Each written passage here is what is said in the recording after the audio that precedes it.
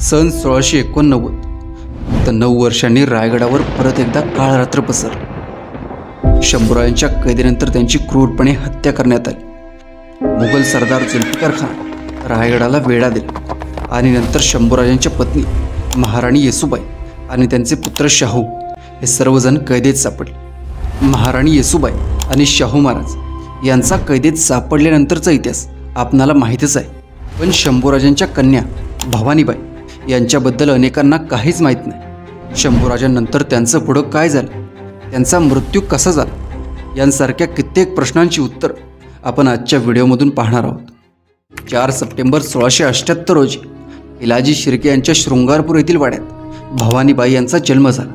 महाराणी येसूबाई आणि शंभूराजे यांना कन्यारत्न प्राप्त झाले। शंभूराजे आबासाहेब झाले, महाराणी येसूबाई मासाहेब झाले। राज परिवारात आनंदाचे वातावरण निर्माण झाले। भवानीबाई म्हणजे छत्रपती शिवाजी महाराज व सईबाई राणीसाहेब यांची नात व छत्रपती शंभूराजे व येसूबाई यांची ज्येष्ठ कन्या होती। पुढे भवानीबाई यांचे लग्न शंकराजी महाडिक यांच्याशी झाले। शंकराजी महाडिक हे अंबिकाबाई यांचे पुत्र होते। महाडिक भोसले घराण्यांचे शहाजी महाराजांपासून चांगले राजकीय संबंध होते।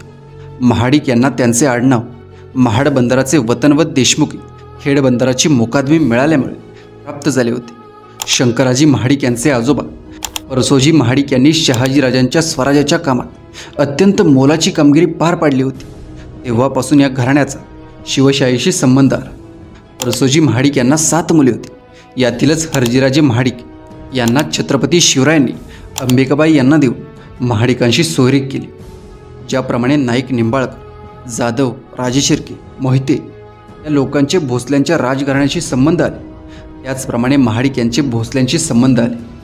महाडिक हे घराणे फार प्राचीन असून ते उत्तर हिंदुस्थानातून आलेले क्षत्रियांपैकी एक आहेत। सन 1689 मध्ये शंभूराजांच्या मृत्यूनंतर रायगड मोगलांच्या ताब्यात आला। येसूबाई राणीसाहेब व शाहूराजे कैदेत सापडले। शंकराजी महाडिक यांनी महाराणी येसूबाई व शाहूराजांच्या सुटकेसाठी खूप प्रयत्न केले। शंभूराजांच्या मृत्यूनंतर औरंगजेब मराठी राज्य गशात घालण्यास टपला होता। संपूर्ण दक्षिण प्रांतात मोगली फौजा धुमाकूळ घालत होते। अशा वेळी हरजीराजे महाडिक व शंकराजी महाडिक यांनी जिंजी परिसर स्वराज्यात ठेवण्याचा फार मोठा पराक्रम केला। त्यामुळे पुढे छत्रपती शाहू महाराजांनी शंकराजी महाडिक म्हणजे आपले थोरले मेहुणे यांना 4000 मनसबदार करून आपल्या ज्येष्ठ भगिनी भवानीबाई यांना 24 गावांची सनद दिली। तसेच 72 वाड्यांची व 5ही वतनांची सनद त्यांच्या नावे करून दिली।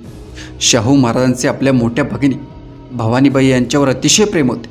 आपल्या वडिलांप्रमाणेच भवानीबाई या अत्यंत हुशार व धाडसी होत्या। सनदेप्रमाणे भवानीबाई व शंकराजी तारळ्याला आले। मोगलांच्या धामधुमीत तारळे गावाची झालेली वाताहत व विस्कटलेली गडी भवानीबाई यांनी परत बसवली व तेथील कारभार सुरळीत करून घेतला। नंतर काही दिवसांनी शंकराजी महाडिक यांचे निधन झाले। यावेळी त्यांच्याबरोबर त्यांच्या पत्नी संभाजी महाराजांच्या कन्या भवानीबाई या सती गेल्या। तारळे येथील महाडिक यांच्या खाजगी स्मशानभूमीत तारळे व काळगंगा यांच्या संगमावर असलेली समाधी पाहण्यासाठी इतिहासप्रेमी लोक आजही आवर्जून भेट देतात। भवानीबाई यांना दुर्गोजी व अंबाजी हे 2 पुत्र होते।